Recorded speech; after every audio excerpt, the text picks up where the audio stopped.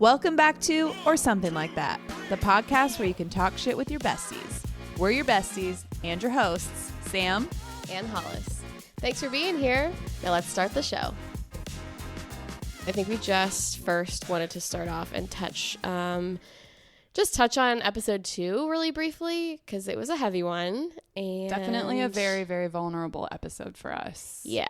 And I just wanted to say for my part, I know it was a lot to listen to, and yeah, I had a lot of anxiety about posting it, especially about recording it, and then when we were editing it and posting it, I had a lot of anxiety about sharing that story because, thoughts of like, I don't know if it's my story to tell, and I was just really nervous about it being received the way I wanted it to be, because I don't know, I have all these hang-ups about people thinking that I talk about it for attention or that I'm just doing it for the podcast. But really, I guess I just wanted to say that, my only intention was to share it in the hopes that if someone heard it and experienced something similar or was struggling in a similar way, that to know that they're not alone. And so I just wanted to say thanks to everyone who listened. And I hope that came across what my intention was.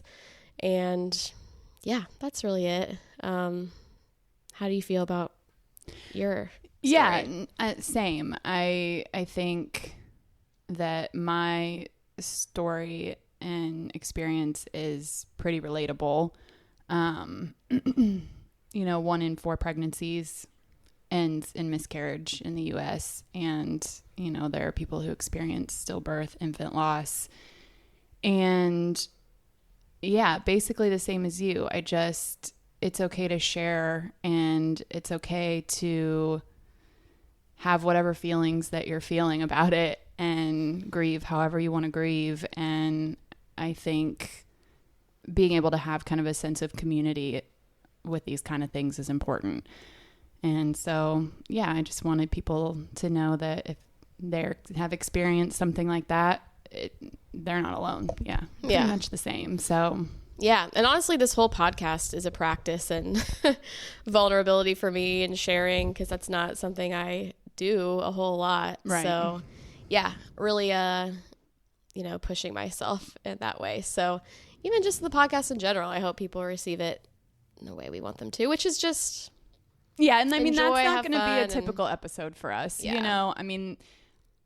Thankfully we don't really have any more stories like that. Yeah. And we want to try and keep it, light and fun. I think we're definitely going to be occasionally like touching on some, deeper topics, but that's not going to be typical. So yeah.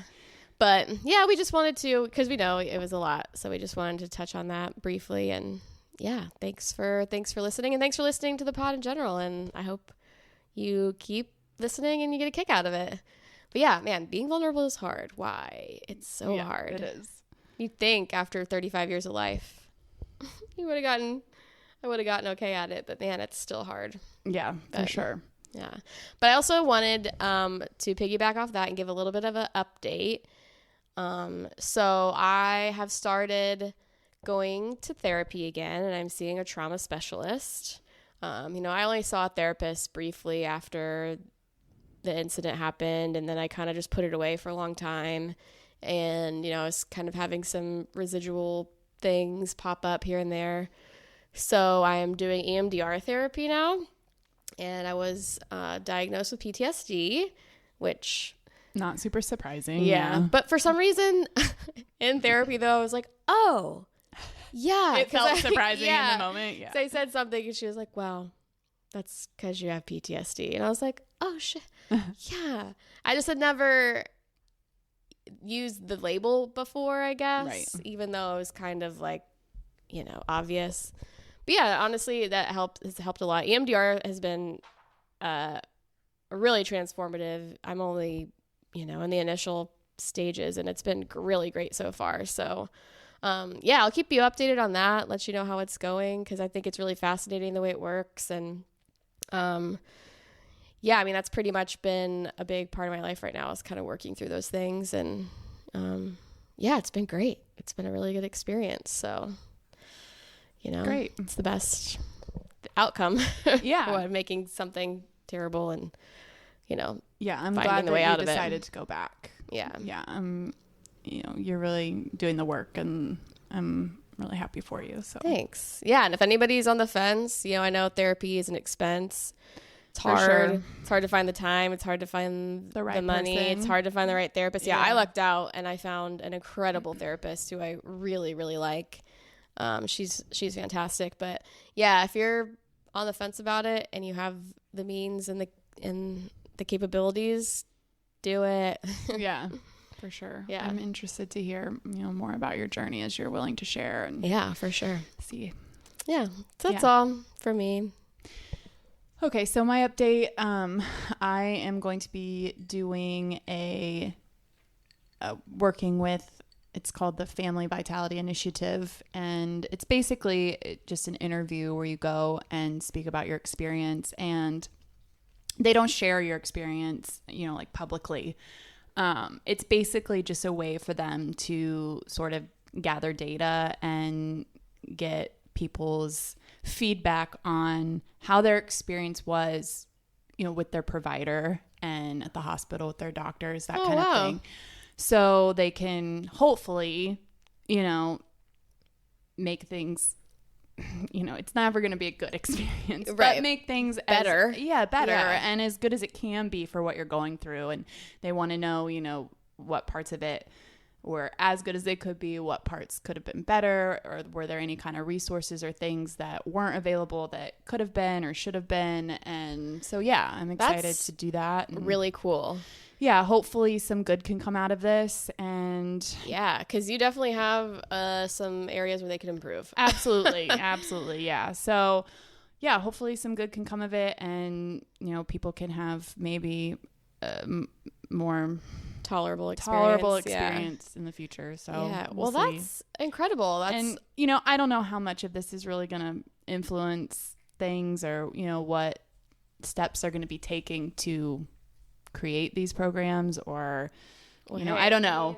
And I'll find out. I'll share more about it. Hopefully I'll find that out when I go to do the interview. But yeah, that's awesome. Well, I hope it is as easy of an experience like retelling it and going through that for you as we'll it can see. be. Yeah, Yeah. 'cause I'd imagine that might be tough too, but definitely for a good reason. yeah, I think so. Yeah, I mean, I feel like the most you ever get is like, take our survey, our online survey, which is always just feels like a complete waste of I time. don't think they're associated with IU Health, but we'll see. Yeah. Well, very cool. Yeah. That's awesome. Good for you. Thank you. Proud of you. Thanks. Proud of you too. Look at us growing. Oh my gosh, the Growing growth is and off evolving. the charts, you guys, honestly. Okay, so just real quick, I think it is important to note that episodes 1 and 2 were recorded ahead of the election. And this is not and was never intended to be a political podcast. That doesn't mean that we won't occasionally discuss political topics, but it does mean that, we're not going to be getting into the weeds about our own personal political views or having any kind of political debates. That's just not what we're here to do. That being said, the sensitivity of this particular election is not lost on us. We know that there's a lot of strong opinions and feelings circulating in both camps regarding the outcome. I think our goal here is just to create a safe space for us to have open and honest discussions and for people to come and listen. And I think we consider ourselves to be pretty open-minded people. And, we're definitely willing to listen and be accepting of different viewpoints while still standing strong in our own convictions. And I think that definitely includes for both of us not standing for any kind of bigotry, racism, or misogyny. So I hope everybody was able to get out there and vote and have their voice heard. And I hope that we're able to move forward with as much kindness and compassion as possible. And I think that's all I really want to say. Do you have anything to add?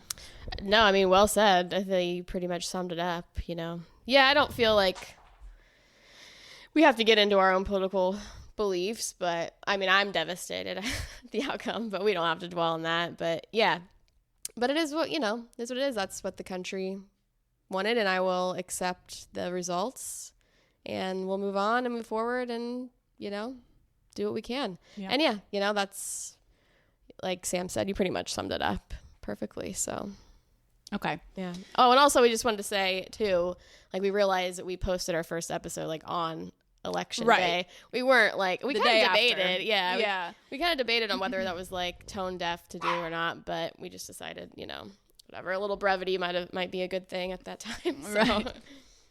Okay. So before we get into our meat and potatoes portion, I do have one thing on my spill that I need to just get off my chest. Go for it. Okay. So recently I was listening to something, and this person was a fairly new parent and was giving advice to someone who's about to become a new parent. And basically the advice was, oh, don't listen to these doomsday parents. Don't listen to they talk about is how hard it is, and it's so hard. And then he basically went on to talk about, how great his experience has been thus far. And it really just kind of rubbed me the wrong way. And I'm going to try to make my point as quickly and concisely as possible, but I do think there's a lot to unpack here. I think over the past 5 to 10 years, we've been working really, really hard to cultivate a safe space within society to talk about the more challenging aspects of parenthood, because it is hard. And I think for a long time, for parents and especially mothers, if you were feeling anything other than like joy and just enamorment and gratitude even for being a mother or a parent, that there was a lot of shame attached to that. I think a lot of parents felt and were feeling really isolated and thinking, like, is there something wrong with me? We're seeing and hearing all of this. This is supposed to be the happiest time of your life. You're supposed to be feeling excited and joyful and grateful. And instead, I'm here and I'm really struggling. And not just struggling physically and mentally, but struggling emotionally. Like, I'm struggling to find the joy. And I think that that's a completely normal thing to feel. And I also feel like it's almost inevitable, because when you become a parent, that becomes your most important job. Raising your children becomes your most important job. And for me personally, I've never done anything important that wasn't at least to some degree hard. I think anything that's important is going to have inherent challenges simply because of the weight it carries. And I don't think that anyone would have any issues, with you talking about any other job being hard, and it is a job after all. And I think it's important that people be able to express those challenges. And just because you are experiencing and expressing difficulty or hardship, or you're experiencing or expressing difficulty finding the joy in any particular season of parenting, it doesn't mean that it's not the thing that brings you the most joy in your life. And now listen, there's exceptions for every rule. Maybe this isn't true for everybody, but I do think it's the case for most people. And I think it's still okay to say, I'm struggling, and we need to be careful not to negate anyone's experience, because all experiences of parenthood are valid. And it doesn't mean that you love your children any less, or that you're any less of a parent, or that you're any less deserving of parenthood. And being able to talk about these things is important for being able to work through them, and for growth and for healing, right? And you can have a day where you have countless joyful moments with your children, and maybe some of them are big, and like my youngest taking her first steps, and so you share those, and I did. But oftentimes the joyful moments in parenthood are the smaller ones, right? And maybe it's your kid coming up and giving you a hug. Maybe it's you watching their face while they open a gift or blow out candles. And you can have a day full of those moments. And you can have one difficult or challenging moment.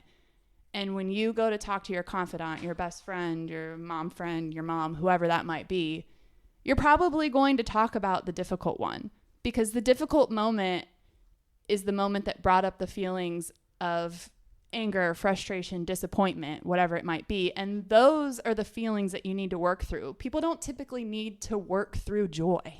Right. And I just want to make sure, I'm trying to make sure here, so listen up, people. I just don't like things like, labeling someone as a doomsday parent. I don't think we need more reasons to feel not comfortable about sharing our experiences. Yeah.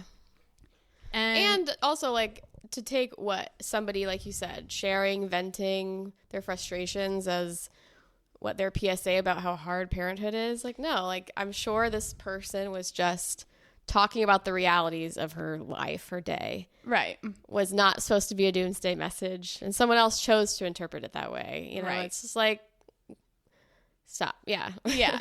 Yeah. It just rubbed me the wrong way. It's, sharing is a good thing. I mean, we just, yeah. Clearly the introduction to this episode cathartic. Is about sharing. Yeah. And I can understand, kind of his point about, you're a new parent and you're being inundated with all this information and you don't want all of it to be negative. And I get that. And I do think that's one of the things about the internet. And this kind of goes back to what I said about the difficult moment being the one you want to share. That's kind of how the internet operates. People don't necessarily go to the internet, just for an example, let's say you have somebody on social media who's a sleep consultant or a feeding consultant. They probably don't have a lot of people messaging them or commenting saying, "Oh, my kid sleeps great. Just wanted to come here and say that." Right. People reach out because they're looking for advice. They're looking for help. People share because they want to feel less alone, or they want to help other people to feel less alone by sharing these, these stories and these things. And yeah, I think that's why we tend to see more hardships being shared online and people talking about the more difficult aspects. So 100%. Yeah. And, I do think, to a point you made earlier, I do think there is a trend because of what you said, that it used to not be acceptable for people, especially women, to talk about the realities of parenthood. Right. And the realities are, it's as hard as it is joyful. Yes. And so, like, there is a lot of content like that because the pendulum has swung in the direction of people finally having the opportunity to talk about the hard realities. Right. And so, yeah, it may seem like it's a doomsday thing, but it's not. And also, that's not a bad thing. It's not. And it may eventually swing back into a balance where, we have accepted that parenthood is not just, every woman's rightly gift, and that it's hard and challenging and joyful, and there will be a balance again with the way people talk about it, maybe. But yeah, you're choosing to see it as a negative thing that people are talking about the hardships, as opposed to, oh, it's finally an opportunity for people to be honest. Yeah, exactly. And here's the thing. I've got one final thought, and it may be controversial, but here it is. You shouldn't have children because you feel like it's something that's expected of you, or you feel like it's just what you do, or you feel like it's like the natural next step in your life. And I'm not saying that if you had children for any of those reasons that you're not happy with your choice, that you're not thriving.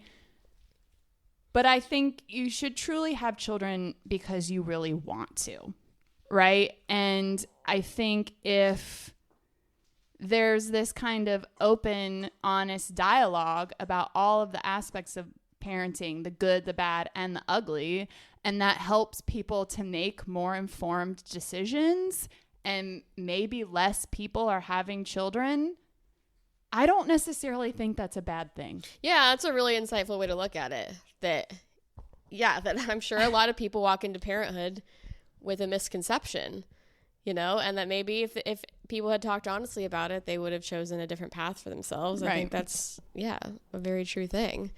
I'll never forget my dad saying when I was a kid, nothing will bring you more joy in life than your children, and nothing will bring you more misery. And that could not be more true. Yeah. So we'll end on that note. Yeah. No, but that kind of, in a way, I see a slight connection to this thing that's been on my mind a lot lately, which is especially like around the holidays. And, I said I'm back in therapy. So talking about the concept of gratitude. And, I'm not trying to be a gratitude doomsdayer. I think practicing gratitude is a wonderful thing. And it's very healthy. It can bring along about a lot of positive thoughts. It's the perspective shift that it gives you when you really need it. Yes. But I also think it's important to consider forced gratitude, and that I almost feel, because I felt this way for a long time, the whole gratitude thing, like, oh, write down 10 things you're grateful for every day. And it always felt a little phony to me. Yeah. It always felt a little forced, felt a little unnatural.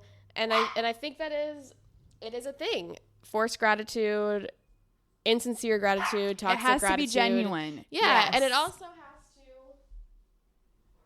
has to, it almost negates being critical. I think you can only be grateful if you are truly critical and thoughtful of all the things that you're grateful for. Right. And I feel like so much of it is just like, oh, I'm grateful for everything, even though, and I think it can be manipulated easily. Right.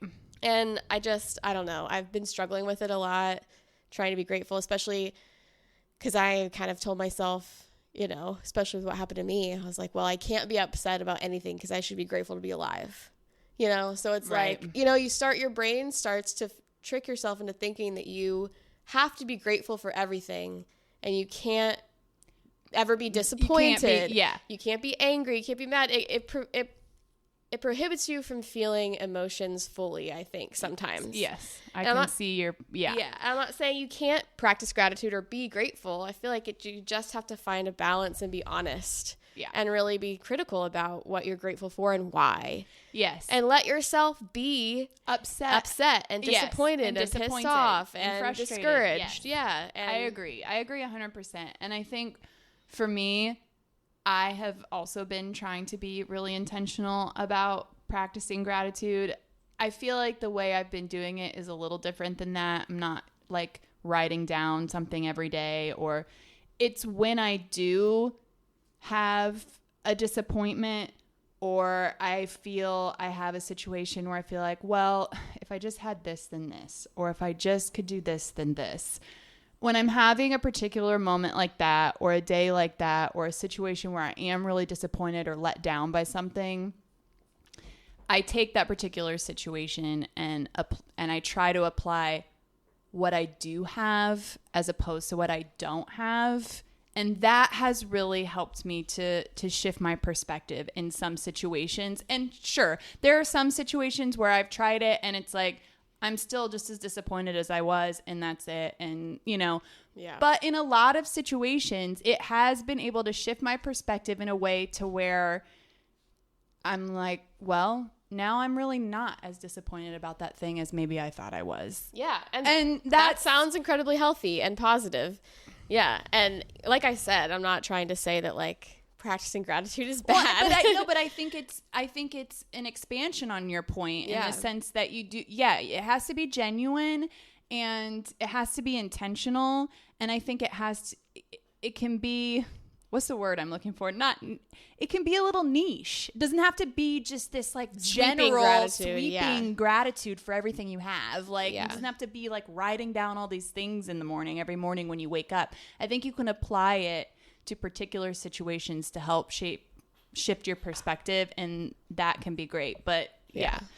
So 100%. So I mean, I just, coming up on grateful season where you have to be thankful and grateful for everything. And we should be, because most of us, especially in this country, have a bounty of things to be grateful for. And both of us are coming from places of privilege here. 100%. Sure. Yeah. And that's important to note. I just think, like I think about it in context of work a lot, where it's like, oh, okay, this is a toxic environment, but I should be grateful to have a job, or I should be grateful that they've invested time in me. Like, no, maybe you should think about, how does a job work? This is an exchange of time and services, and you're paid for it. If it is not serving you, you don't have to be grateful for it. You don't have to be grateful for it. And you can be maybe grateful for the fact that you don't have to stay in it, and that there's other choices that you can go out and start looking for a new job. And, so and it depends on how you spin it. And you can be grateful and angry at the same time. Yes, definitely. So, I don't know, just something I've been thinking on lately. And that what you said kind of reminded me of that. So absolutely. So don't feel bad for don't wanting feel bad more. for feeling bad. Yeah, it's okay. Yeah. Yeah. Go get what you want. Yeah. Go for it. All right. Should we move into our meat and potatoes? Yeah, let's do it. All right.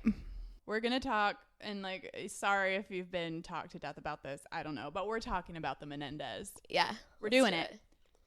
So we're going to talk about the Ryan Murphy show. And then I watched the documentary as well. Yeah, I did. I watched that first, actually. Nice. Okay. Yeah. All right. Initial thoughts. Do you think they're telling the truth? Yes, I do. I do too. I 100% believe their claims of sexual abuse. Yes. Yeah. And it's just so crazy to see, even just a couple decades out, how much society's perspective on that has changed. Yeah. How, I mean, they were just emphatically not believed. Right. And that how it really was society's concept was boys can't be molested or sexually abused. It's just wild. And at least that has been improved, Yeah. We're not perfect, but at least that's shifted. Right. Absolutely. And yeah, I mean, it is a tough one because yes, they did kill their parents. Right. And that happened. Yeah. Yeah. We're not trying to we're not completely disassociating from the fact that they did kill their parents. Yeah. I find it interesting, the whole part of Lyle, what he did to Erik. I don't see any world in which somebody would make that up. There was no need to make that part of it up. You know what I mean? It's just, I fully believe that this happened.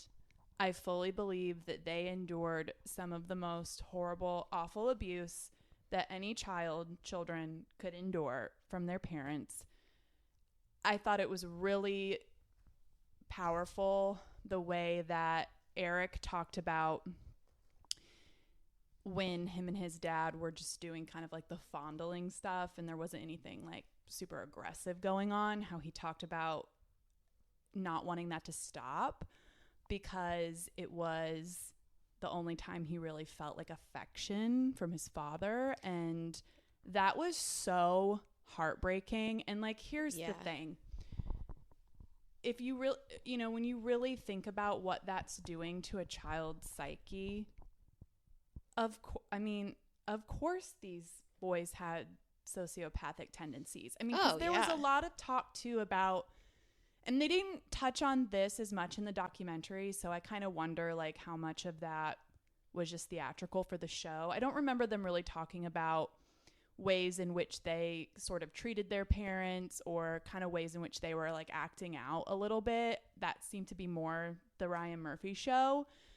But they did sort of allude to the fact that they were treating their parents so horribly and all this stuff was going on, and that might be a reason why people weren't believing them. And I mean, for me, it's all of that behavior could all be a result of years of horrible abuse. Oh, 100%. I think and that was one part of the show that I struggled with.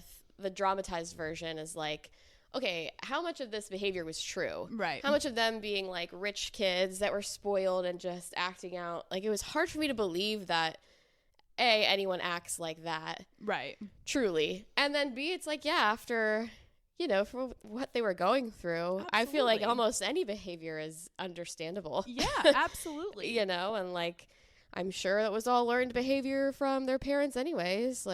Yeah. So I know.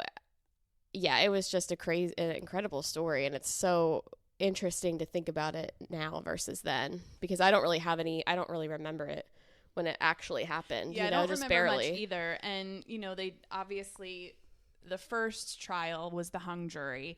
And I also thought, you know, we touched on before about people not believing that boys could be sexually assaulted. You know, in the documentary, now that, of course, everything's done, the jurors can talk about their experience while we're deliberating. And this one particular juror said, yeah, you know, when we got to a point where we were voting and, you know, the defense came down to basically trying to say it was imperfect self-defense as opposed to being convicted with murder one. And she said that every male juror raised their hand for murder one. Not a single male juror believed that these boys believed the abuse story. Yeah. Right. And they didn't. Crazy. Yeah. They didn't touch on this in the documentary either. So it's hard to know. But they also talked about in the Ryan Murphy show about how all of the male jurors, hated that female attorney. Oh, yeah, of course. You know? I know, which is like, and that happened, the same thing in the O.J. Simpson trial, that their female attorney was just, you know, desecrated in the public eye. It's just like, Jesus Christ. Yeah. Yeah. Well, and then, okay, so you have the hung jury, so it's a mistrial, right? So then years go by before they can have the second trial, and then it gets completely overshadowed by the O.J. Simpson trial. O.J. gets acquitted. And they talked about this a lot in the documentary too, where basically the way the documentary made it seem like is that basically the judge just decided we're not going to permit this sexual abuse defense anymore. None of that evidence is going to be permissible. And it was essentially a completely different trial because the prosecution was like, we need this conviction because OJ just walked. Which is so crazy to me. Yeah, I mean, that's insane. I mean, that's a horrible, horrible approach. Failure of our justice system. 100%. And listen, I'm not saying that these boys should have walked. I mean, that wasn't even going to be an option. It was just about basically lessening the charge, which in my eyes would have been justice served. I'm not saying they shouldn't pay the price for killing their parents. Right. Not everybody who gets abused kills their parents. Exactly. Okay, we get that. But it just really feels so bureaucratic at that point and just like it made me really sad. I was like, this just... Well, that's why convictions and sentencing are two different, you know, they happen at two different times because you're supposed to convict and then you're supposed to reassess the sentence based on all of the parameters, right? Yeah. So it's like, we know they did it. They have to be served the consequences, but we take into account the fact that they were brutally abused their entire lives as a reason as to why this happened. So, you don't put them to death, you know? Yeah, right. Yeah, or even maybe life in prison, you know? Maybe they without parole. Oh, yeah. And there were people, too, and this was in the documentary, kind of saying, well, if it was so bad, like, why didn't they just leave?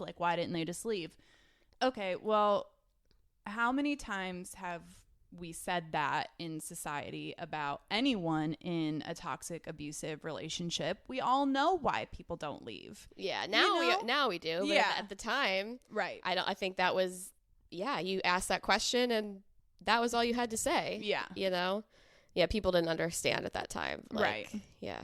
And these are also, we have to remember too, like, you know, there are obviously like psychological and fear issues why people don't leave, but it's also, you know, these were very rich kids. Yes, Lyle was an adult. I think Erik was maybe just 18. So they didn't know how to really live on their own. And they talked a little bit in the documentary about how Erik was absolutely devastated when his dad was like, no, you're not going to, I think it was Stanford. Oh my gosh, that really got me. That was heartbreaking. Yeah, because you could just tell he was like, so defeated. This was my out. This is my freedom. Yeah. This was my out. And, you know, his dad said, no, you're going to go to UCLA and you're going to live at home.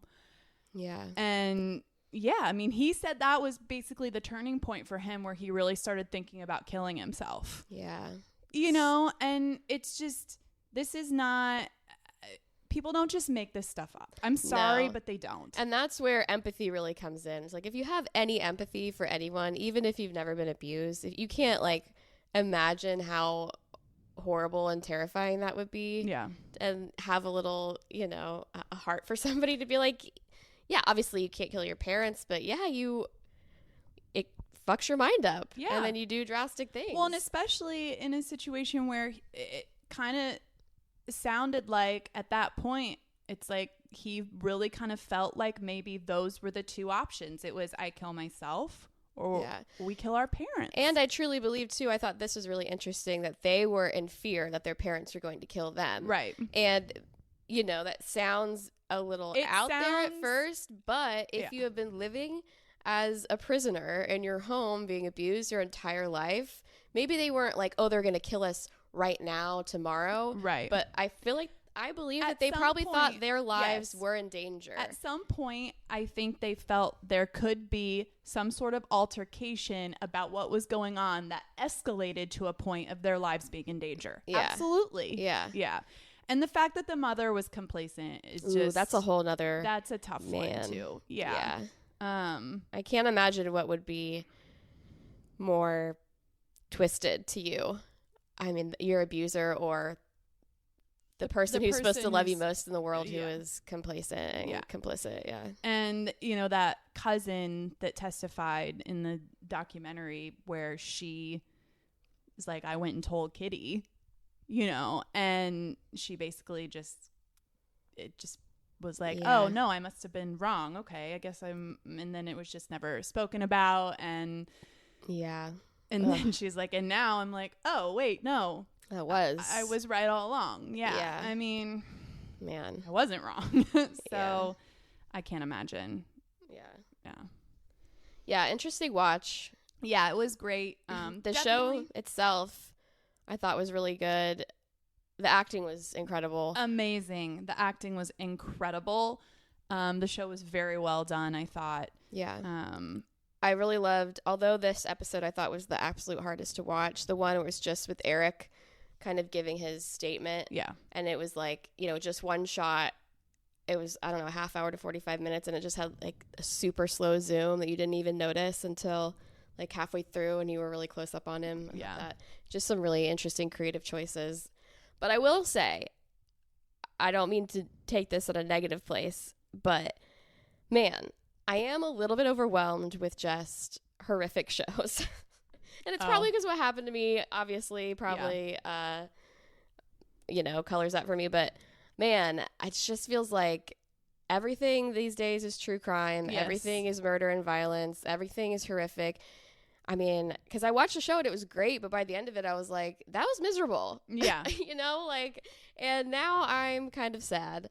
And I wish there was a little bit more of a balance of shows out. And then there are, I have to give a shout out to Somebody Somewhere. Have you watched this show? It's on Max. Seen it. Yeah, I've seen it, trailers. But yeah, I love it. I think it's so great. I don't know if you I don't know if it's really your speed. I feel like it's not. It's kind of like Shrinking. You didn't really love Shrinking. I don't know if enough happens for it. Yeah. for you. I don't know why, because we all like to laugh, but I sometimes struggle with just straight comedy shows. Yeah. I really love a dramedy. That's I like when there's almost just as much drama as there is comedy. Which is why I think I struggled a little bit with Beth. Life and Beth. Life with Beth? Life and Beth. Yeah.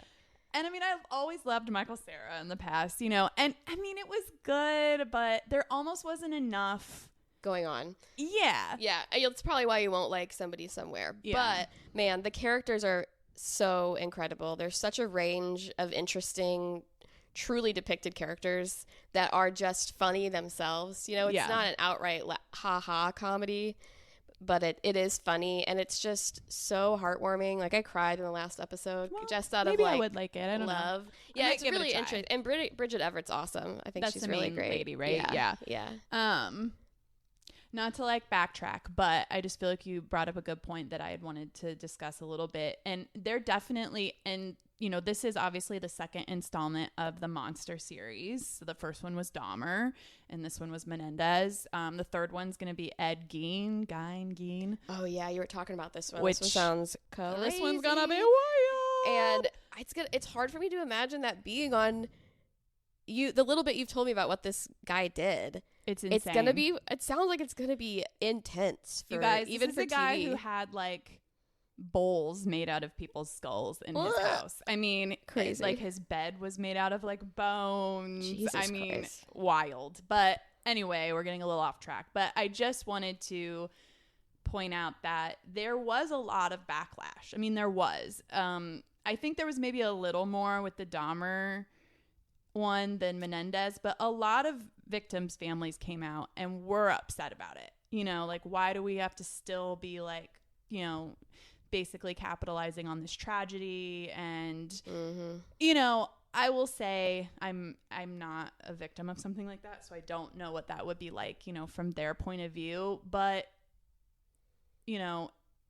also at the same time, it's not a documentary.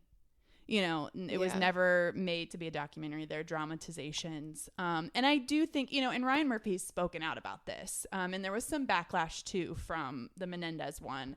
And he basically has just said, I'm trying to show as many viewpoints as I can with the information that I have, kind of thing, And I understand there's going to be some people that are going to be upset about it no matter what. Now, I don't know this Ed Gein, this was like in the 40s and 50s. So I don't know how many people are still like around, I don't know. And that's one thing that too, when watching the Menendez show, which is just so hard for me because I don't know how involved the Menendez brothers were in the production of that show. They weren't. So that's what it's hard for me when I watch it. All I kept thinking was, well, is this true? Or is this something they put in there for the show? Like, what is based on? What is? And I think the point, though, that like he's trying to, is that this isn't a documentary. Basically, like the audience is not owed the absolute truth from this show. Yeah, it's entertainment. It's entertainment. It's a dramatization. So yes, there are going to be things that are added and or left out to make it as entertaining as possible. Now, however, when you watch the documentary, it's pretty true to life. Yeah, I don't remember anything from the show other than that little bit of people talking about them acting out and things like how they treated their parents and that kind of stuff. I don't remember there being any glaring like, oh my God, that was so untrue, Yeah.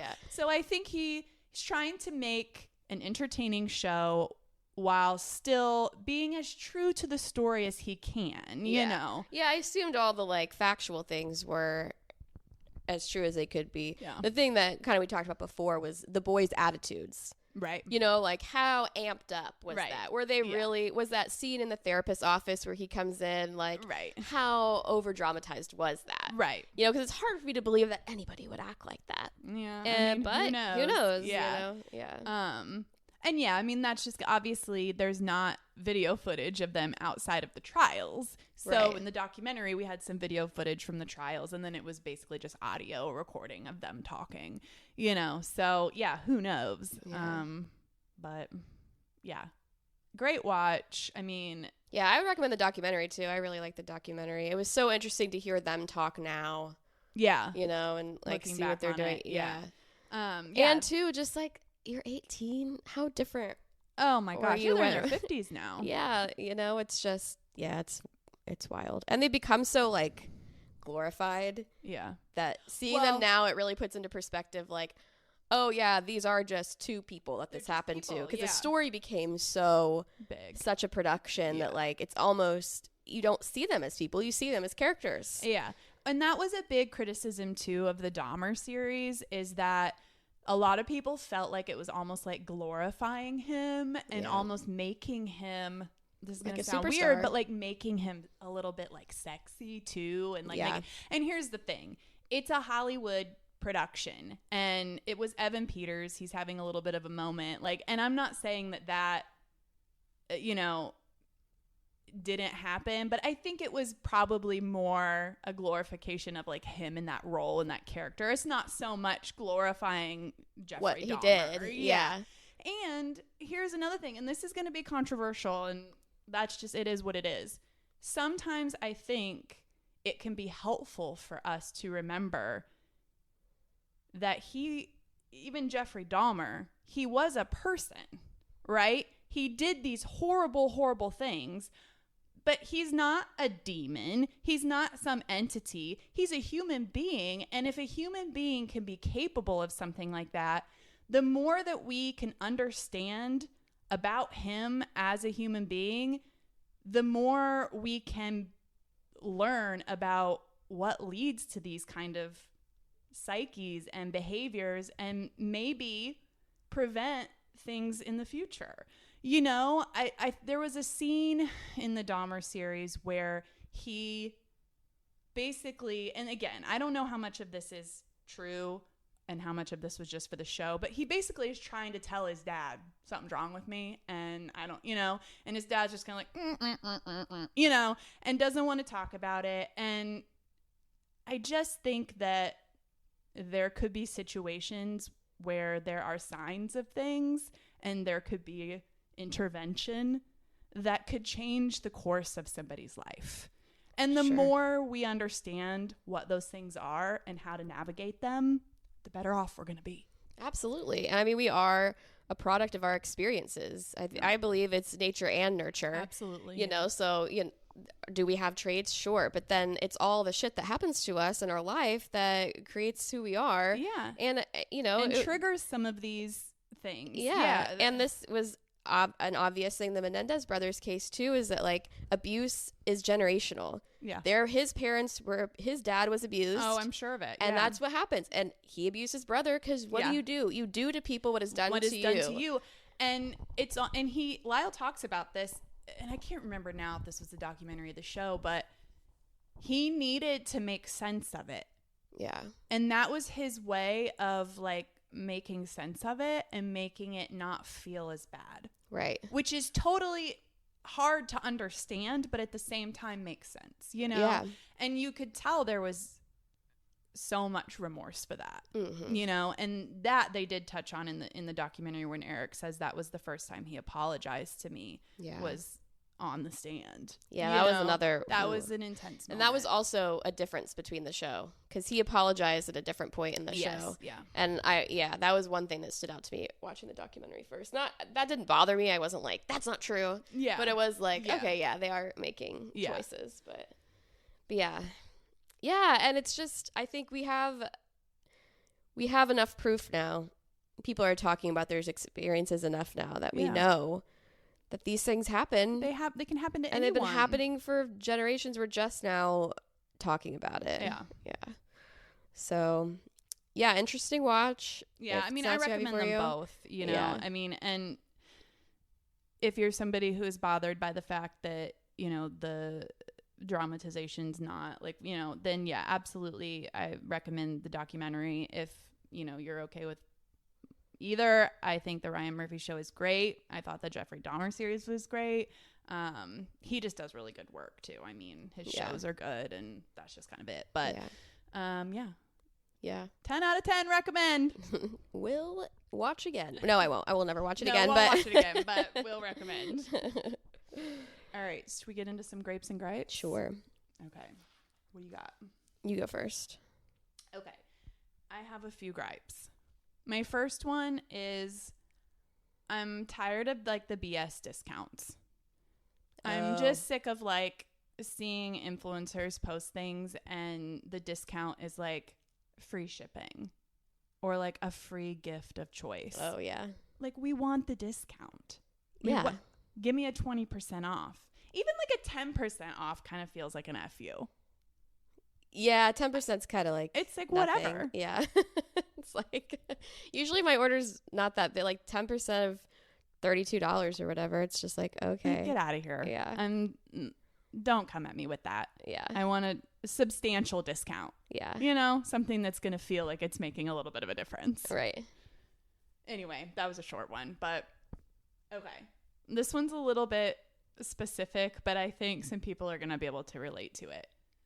When you're kind of in a hurry or maybe you're just like distracted and you're unloading the wet clothes from your washing machine and you're just kind of like going about your business and you hit your hand on the blades?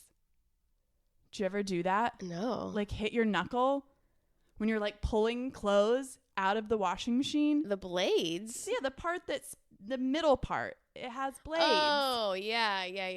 I guess I wouldn't have thought of them as blades, but yeah. Yeah. I guess I don't know what Oh my God. Okay. Well, it sucks. it sucks. I have taken the skin off of a knuckle. Oh my God. Like just like furiously pulling things out of the washing machine. Jesus. Are they Maybe like I'm sharp? the only one. Are they sharp? I mean, they're blades? not. Yeah, a little bit. I mean, they're plastic. You Yeah. know, it's not like it's going to slice your finger open, but it's just one of those things where you're pulling these. And maybe it's because I have gigantic hands. I don't know. Your hands are smaller than mine, so maybe you have more room to work with. But when I'm grabbing a handful of clothes, it's like I'm pulling them out. And if I'm not like tapped into what I'm doing, if I'm thinking about something else or I'm moving in a hurry, I will knock my knuckles on those blades and it hurts. Yeah, I mean, that does sound like it sucks. Took the skin off. I've taken the skin off of a knuckle before, yeah. Yeah. And it especially hurts if your hands are cold. You know how like things just hurt worse when your hands cold? Yeah. Yeah, that sucks. Anyway. Oh man, well I will try to avoid that. Damn. Yeah, let me That sounds know if horrible. maybe I'm the only one. I don't know. Maybe I'm Yeah. the only one. I'd love to hear. Yeah, let us know. All right, what do you got? Okay, my gripe, it's kind of dumb, but I'm really sick of purchasing milk. The quantities that you can purchase milk in. Okay. I think there should be more of a variety. It's either like a fucking gallon, half gallon, or maybe it's just because they're always out of the little containers of milk where Like I the shop. pints? Yeah. And like I just cannot. I mean, I don't really drink milk. I just Yeah. use it as in my coffee. But it's just like, can we just get like an individual size, smaller size of it, and can you keep it in stock because obviously people want it. Yeah, I mean, I guess I feel like the pints are usually in stock, but maybe not because I don't buy them very often. Yeah. But occasionally, Well, I mean, this could go to a bigger gripe, which is just the Kroger that I shop at is an absolute nightmare. I hate it there, but it's like literally in my backyard, so Yeah. I go there. Kind of a stupid gripe, but my gripe is to cringe accounts on Instagram. oh my God, I'm following this new one, and I'm fucking obsessed. It's so good. It's these Disney adults. I won't shout out their name only because I can't think of it right now, and their handle is very weird and like doesn't make sense. But that has nothing to do with what they're actually no, doing. it's like not their names. It's really weird. These two just like very odd full-grown adults who are Disney adults, and they just go to every single Disney location, cruise. They do all of them. Universal, SeaWorld, all the places. They just go and eat all the food and then do reviews of the food and all of, like, the rooms they stay in. And they're so awkward. They're always like doing these weird like frozen smiles. It's always them two both in the shot, and like they always have Mickey ears on and they're so fucking weird. But I cannot stop watching. Well, I yeah. mean, oh God, it's great It's content. like the train wreck. Yeah. And it's just like cringe accounts in general.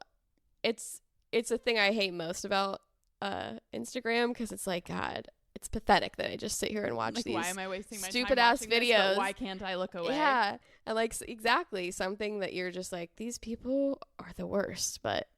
And then it's one of those things where it's like, you know, you do this with a word or a saying you hate, and then you say it You start saying ironically, it. and then all of a sudden You're just saying saying it it. so much you're saying it genuinely, and I'm like, Yeah. fuck, when did I start being a person who says totes my goats?